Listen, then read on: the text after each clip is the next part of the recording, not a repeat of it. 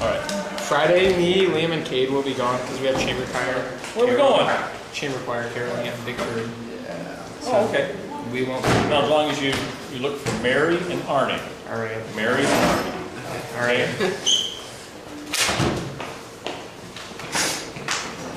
Arnie will make sense, Mary won't.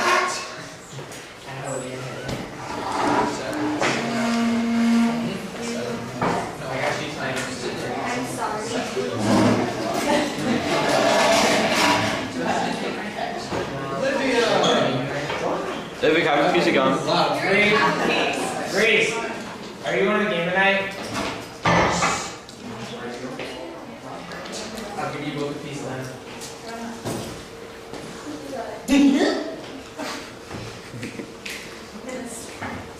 Oh, missed you guys yesterday.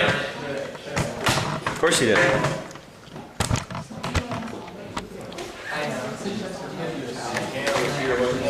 Yeah. We like to pass that. Thank you.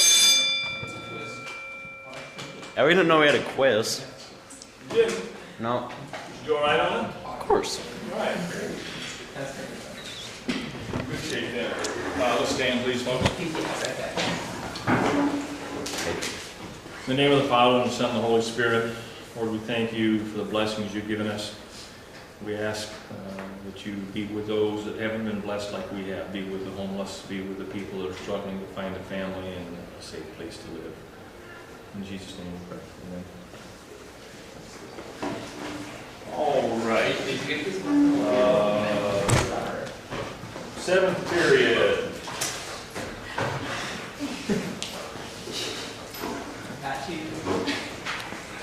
Isaac. Right here. Cade. And Maddie. And Liam. And Jake. And Melissa.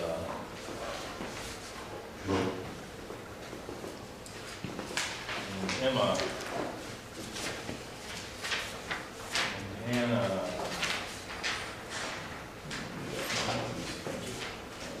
And Grace. And Olivia. And Peyton. And Liam, that's the one here. And then I will roll one.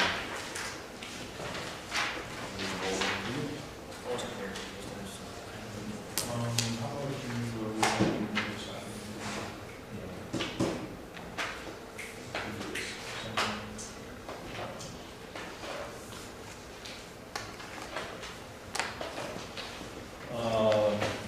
Probably should have you slip out and I'll go over it, I suppose.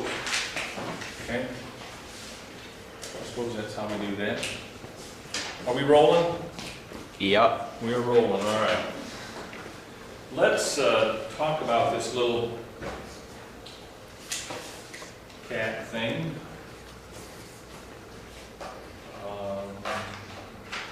So, calico cats. Anybody have a calico cat? Do you? I hope it's a female. I hope so too. Okay, otherwise this whole theory is shot. All right. So cats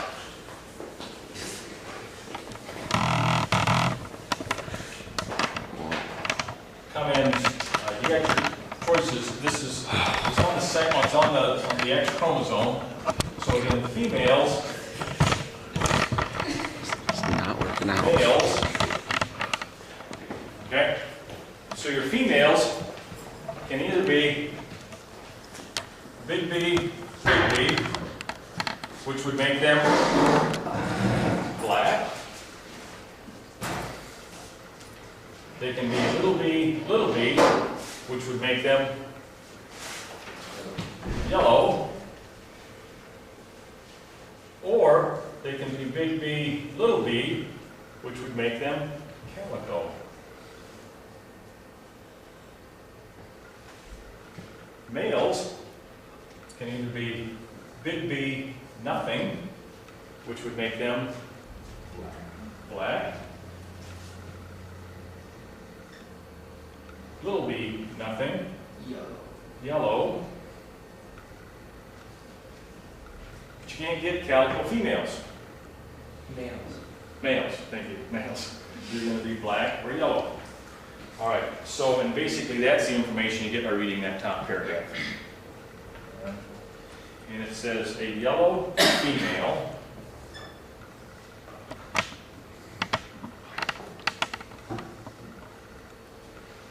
has a litter of 4 kittens, 3 calicos, and 1 yellow.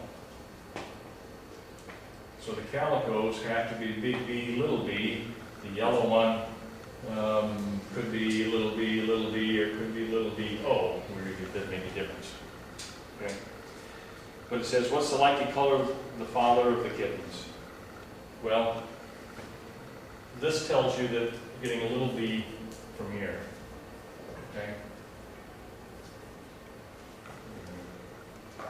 Oh, come on. So, this big B has to come from here. So big B-O, what color's dad? He's black. It says, what's the sex of the calico kittens? Calico kittens? They have to be female, don't they? What sex is the yellow kitten likely to be? Can you get this kitten from those 2 parents? No. Can you get little b, little b? No. So it can't be that one. So the yellow kitten has to be a male.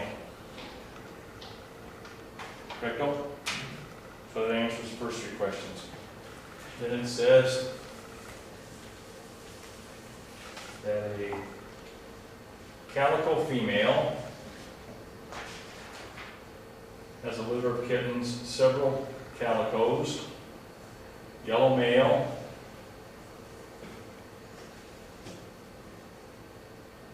a couple of yellow females, and 2 black males. Okay? So, what's the genotype of this one? Female. Correct? So the way you get a calico female. Calico females. Yellow male.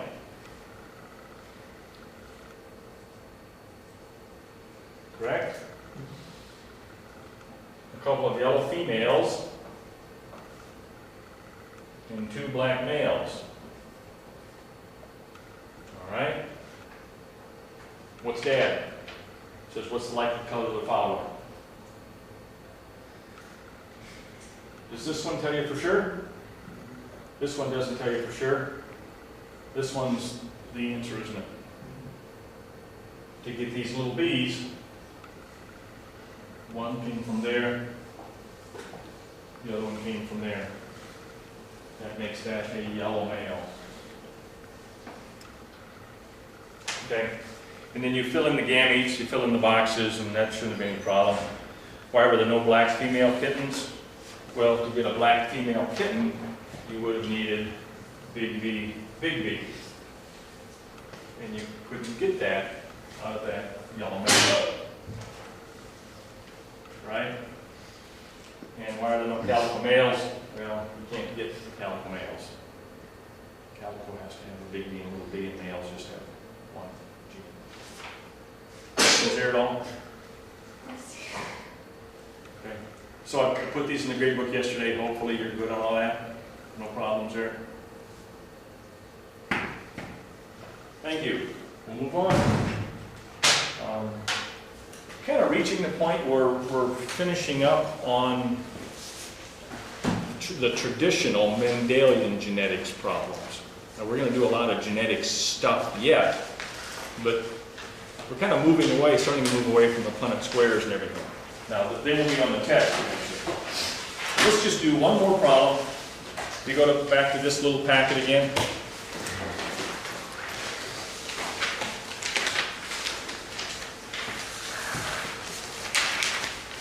I think we've done 1, 2, 3, 4, 5, 6, 7, and 8. I'm going to bring them back to me.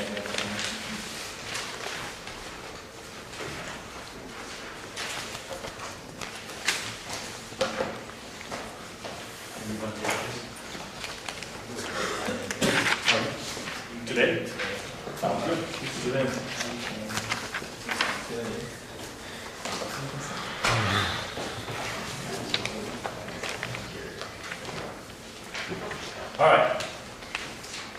we've done problems 1 through 8. Number 9 is hemophilia. We did that one. We didn't expect to exactly do that one, but I think we can. Number 10, colorblindness, sex-linked recessive trait. And it also talks about a tongue roller. There's a tongue roller. Is that sex-linked? Well, let's go to the 3rd or 4th page where you've got the human traits. What's it tell you about tongue rollers? Ability to roll the tongue is a dominant trait. So again, if you set this up, since you make yourself an information table, let's go big R is a roller, small r is a non-roller. It's also talking about color blindness. So big N is normal, small n, colorblind.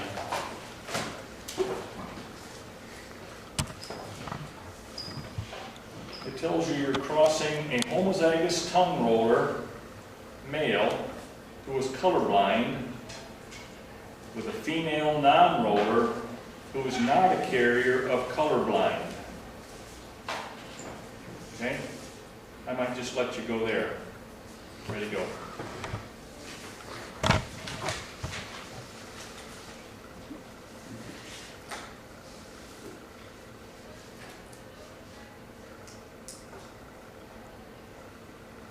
So show your parents first, and then set up your Punnett square.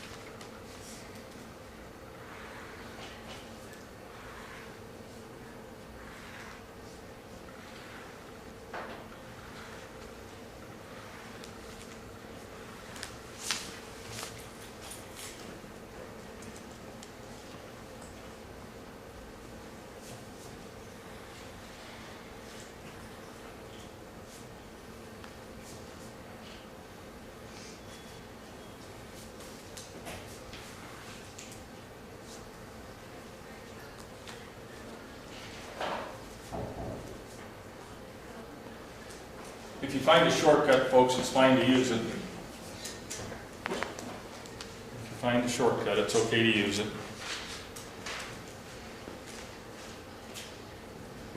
Did you get original cross like I had on the board here? Is that your original cross?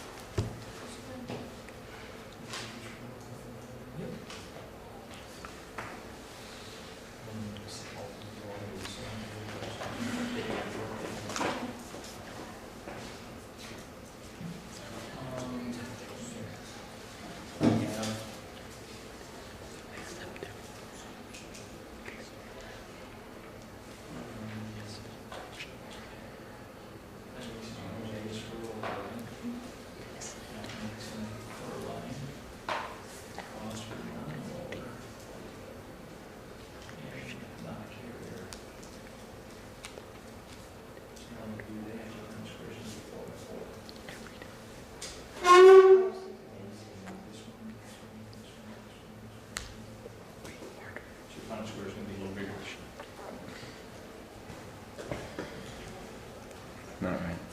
Oh, I think you are. Aren't you? Yeah, I think you are. The punch screw is too big.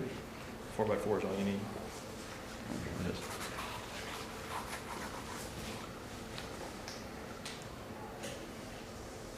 This is a dihybrid, folks. So your Punnett square is 4x4.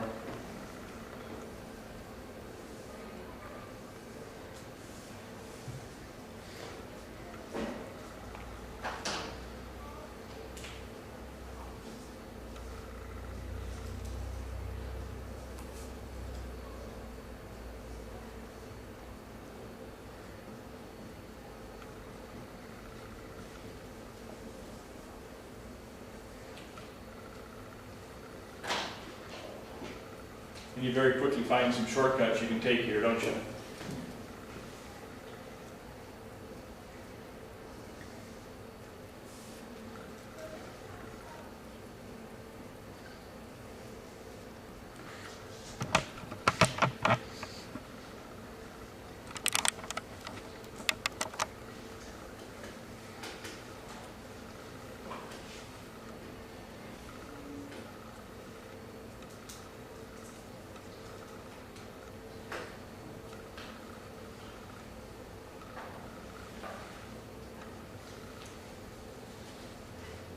Because this parent's the same as this parent, you're going to have 8/16. We're going to look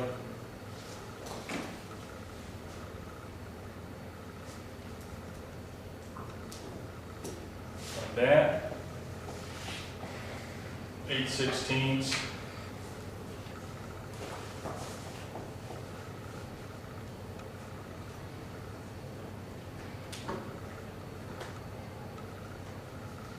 This person a roller or a non-roller? Roller. Male or female? Female. Why is it a female? So that's two. That's two genes. Normal or colorblind? So you're going to have 8/16. 1/2 will be rollers and not colorblind.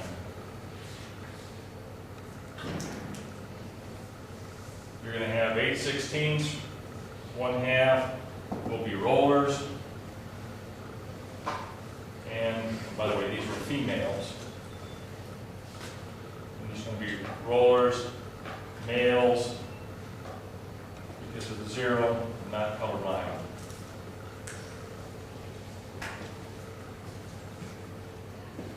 How are we doing?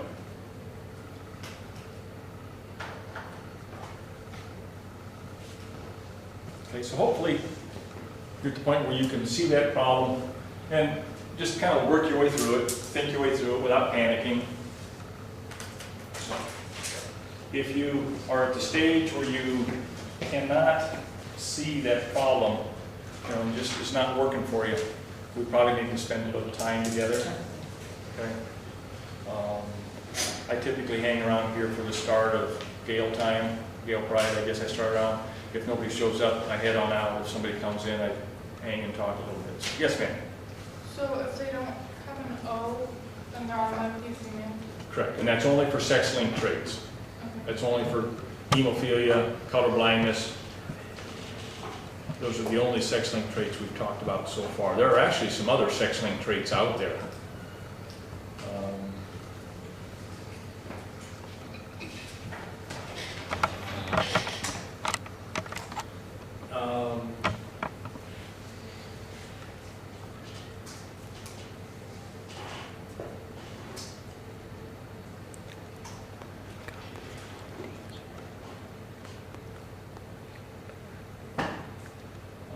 See if I've got the right name here. Duchenne muscular dystrophy is a disease. It's a genetic disorder, progressive muscle degeneration and weakness. Primarily affects boys, but in rare cases can affect girls. Okay? And this is just like sex-linked traits. It's just like hemophilia. We had 2 little boys over at senior high school, and it's been quite a few years ago, to be honest with you. It's been a lot of years ago. But these little guys had this muscle weakness. Their life expectancy was like 17 or 18 or 19. They both graduated from high school. Blair and Blaine were their names. They were twins. As adults, they were in wheelchairs that were electric because they were too weak to wheel a chair. Their brain was perfect. Brain was fine. But they just had this muscle weakness, and they probably weighed 40 pounds, a high school senior. Okay? Almost no muscle to them. It was one of those bizarre things you remember, but I remember that when they went to lunch, they had a person, an associate who was with them all day long, and this associate, you know, would move their books around and those kinds of things for them because they were not strong enough to pick up a textbook. Okay? I remember the associate would, for example, cut up their food for them, cut up in little pieces. And it took them a long time to chew because there wasn't enough muscle there. They got tired from chewing. I remember they used plastic forks because a metal fork was too heavy. Okay? But what was cool is the brain was perfect. And they had great senses of humor. They missed a lot of school because of breathing disorders. You use the muscles to breathe. And they missed a lot of school because of that. Just a lot of pneumonia and stuff. They both lived past 18, but not much past that. Maybe 19 or 20 or 21 years old, they both passed away. But it was a sex-linked trait, and so it showed up in girls. It could show up in boys, but the genetics wasn't going to work. Mom and Dad were both perfectly healthy and normal. The other sister was perfectly healthy and normal, but it was a sex-linked trait that affected boys, and it was a sad one. Enough there? All right. By the way, Mr. Lynch is, you know, I give this camera to him after class, and he puts it on his computer, and he shows fifth hour tomorrow. He's smarter than I am about computers, and he's figured out how to put this on the school's website. So if you go to the St. Ed's website, right here, and you go to staff teacher web pages, and you go to Lynch, and you go to fifth period biology videos. Mr. Lynch is who you want. There's the one I recorded on the 11th. There's the one I recorded yesterday, the 14th. And sometime today, he'll put on today's on there too. We probably should have started this a couple weeks ago, but I'm not smart enough to do that. He is. So he figured this out. And so if you ever miss a class here, a couple of you said you're going to be gone tomorrow. Is that right? Friday. Friday, you're going to be gone. So you could, over the weekend, you could pick up Friday's class and watch it at home. I think you'd have to be really bored to watch this at home. But that would be a good way to, if you miss class, or if you want to go back and pick up something you missed, like help yourself. Fair enough? And I thank him for doing that. All right, we're going to change gears a little bit. Change gears. We're not entirely leaving that stuff. We're going to come back and talk about blood types and some of those things again. But there's two different types of cell division.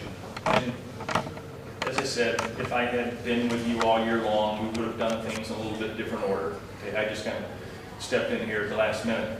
But there's a couple different types of cell division. One's called mitosis.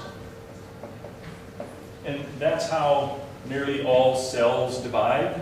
This is how you made more skin.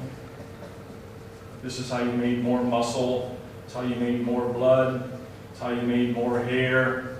It's how you made, more nerve cells. That's how you made almost all your cells. And in this case, you take a cell that has 46 chromosomes. Those chromosomes duplicate, the cell divides once, you end up with more cells that have 46 chromosomes. So a cell divides by mitosis. It forms two cells down here. This one had 46 chromosomes. Each of these has 46 chromosomes. These grow up, they divide again, and those cells each have 46 chromosomes, and that process goes on and on and on and on and on, and that's how almost all of your body was made. Okay? When we get into sexual reproduction, we get into genetics, we also talk about meiosis.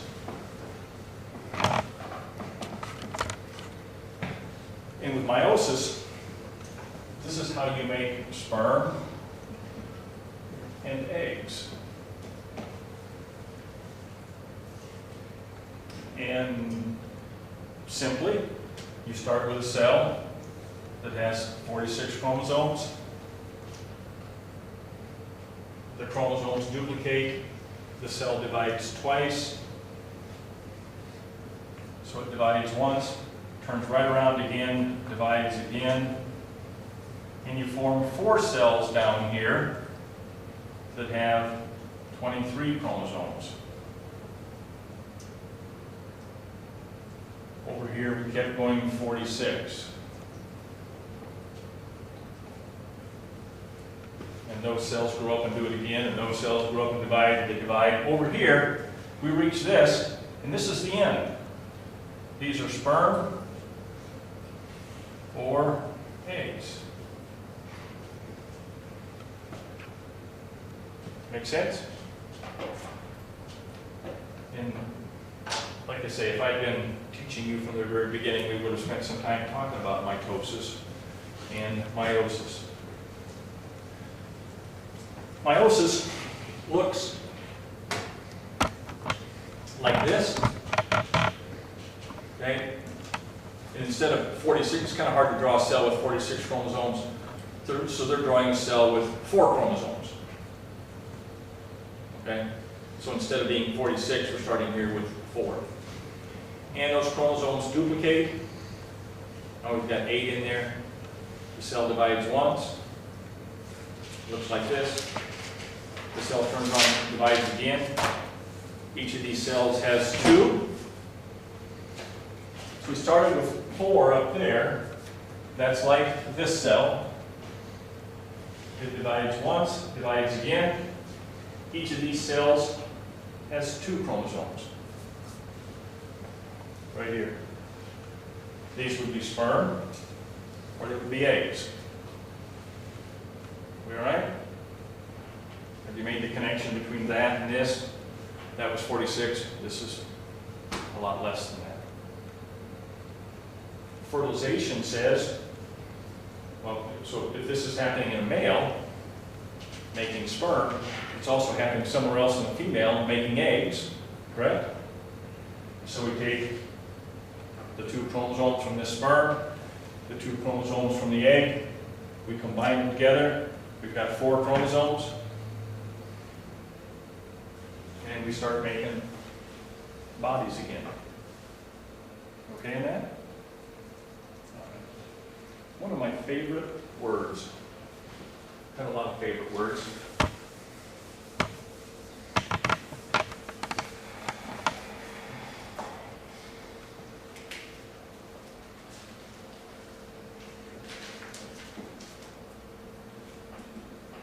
Non-disjunction.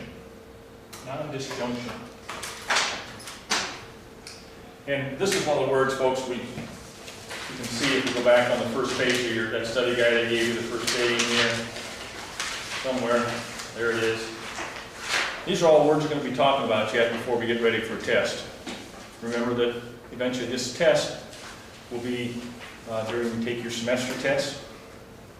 Okay, that's when we'll take a big, fairly large genetics test.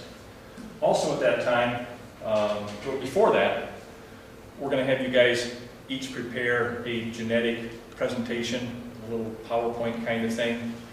I'm going to make that assignment here either late this week or probably early next week. I'll make that assignment. You'll have a chance to play with that over Christmas. Okay? But you're going to make a little presentation over a genetic disease. You'll bring that back after Christmas, and we'll present that to the class. You know, just not meant to be a real intimidating sort of thing, just a little 5-minute presentation to the class about some kind of a genetic disease. Okay. And we'll make that assignment before you leave for Christmas. Junction means what? What happens at a junction? Two things meet. Pardon? Two things meet. So something joins. Right. Dis means what? To undo. To not join. Non means not. It's just one of my favorite words. To not join. So they come together, they don't come together, they don't not come together. It's weird. Well, what that looks like is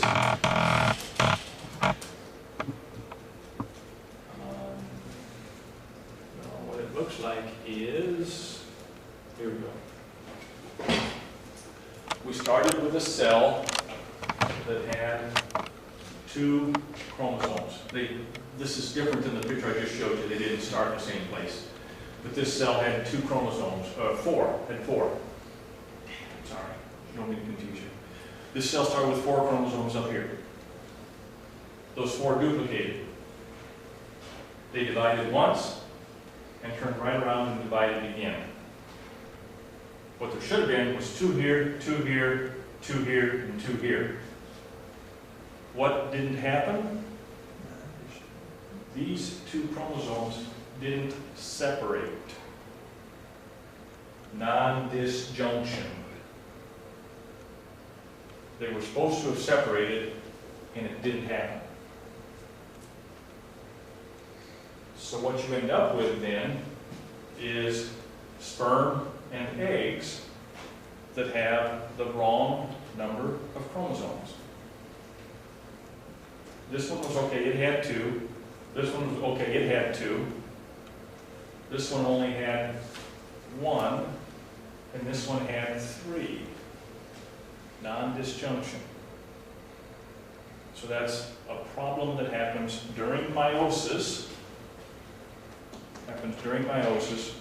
Where the chromosomes fail to separate as they should. Okay? And this can happen lots of places.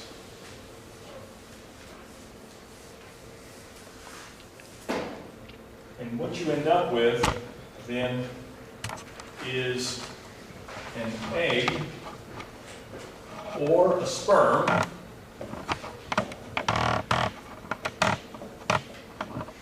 It's usually the egg, and we'll talk about why. An egg or a sperm that has the wrong number of chromosomes. Okay? If this one has, instead of having, it's supposed to have how many in humans? 23. If it has 24, because of non-disjunction, chromosomes didn't separate the way they're supposed to. This one has 23.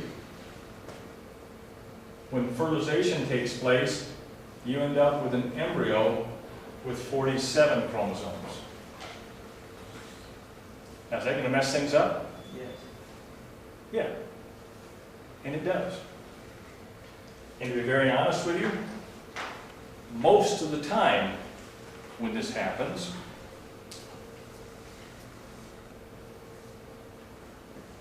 that embryo does not develop. Most of the time, it causes a very, very, very early miscarriage. Okay? Because humans are supposed to have 46 chromosomes. In this case, this one had 47. So it means every cell that divided from there had 47. And 47 again, and 47 again. And it's not making the right proteins. It's not doing what it's supposed to do. This was a mistake, an error, a non-disjunction, and almost all the time that baby does not develop. And it probably stops just a few days after fertilization occurred. Did mom even know she was pregnant? Probably not. It happened very, very, very early in pregnancy. And she didn't even know she was pregnant, guys. Okay?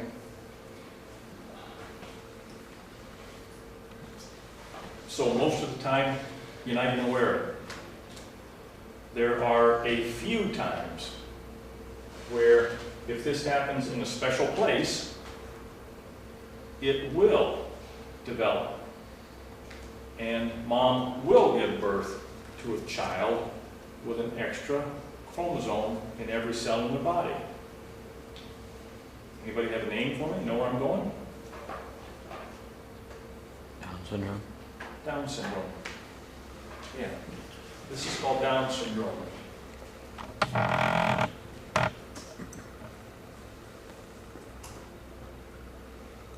Okay? And it's very possible you may know somebody with Down syndrome. It's very possible. Okay? And a child with Down syndrome, one thing that's neat about them, you see everybody here smiling? They tend to be very happy kids, tend to be very trusting kids. Okay? Sometimes that trusting gets them in trouble. Okay? What happened? Well, you see there's a few characteristics of the face that a doctor or a nurse would probably recognize at birth. A mom or dad might say, well, that kid looks okay, I guess. Okay? There's some differences here in the folds of the feet and such, and the hands that a doctor probably would recognize, or a nurse maybe would recognize, but a mother, father, new mother, father might not. If I make this a whole lot bigger, what's the issue? Well, right here. There's the first pair of chromosomes. We've not talked about karyotypes yet. We will. There's the second pair of chromosomes, the third pair, the fourth pair, the fifth pair. You get all the way down here to the 21st pair of chromosomes. And you notice instead of having 2 of them, there's 3 of them. So Down syndrome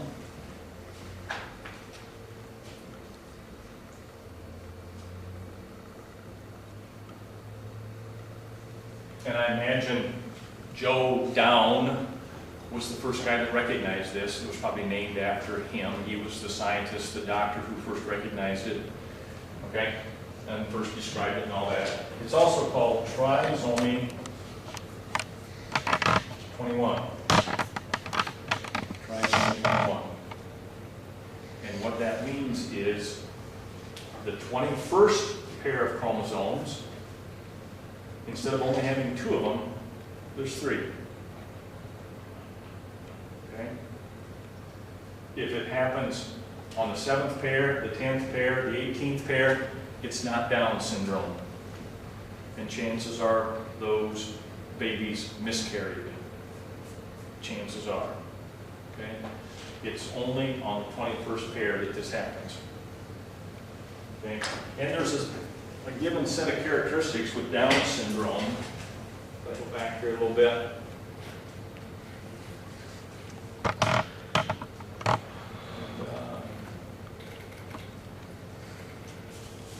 So Down syndrome, Mayo Clinic here. It's a genetic disorder caused when abnormal cell division results in extra genetic material from chromosome 21. This genetic disorder, which varies in severity, causes lifelong intellectual disability, developmental dysplays, and some people it causes health problems. It is the most common genetic chromosome disorder and the most common cause of learning disabilities in children. We don't do a lot of special ed at St. Ed's.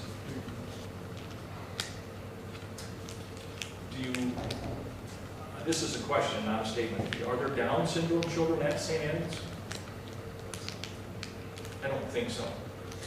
There certainly are at senior high. Senior high as a public school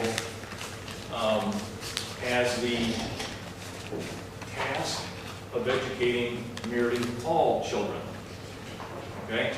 If you have mental concerns, St. Ed's does not have the personnel, the equipment to educate all children.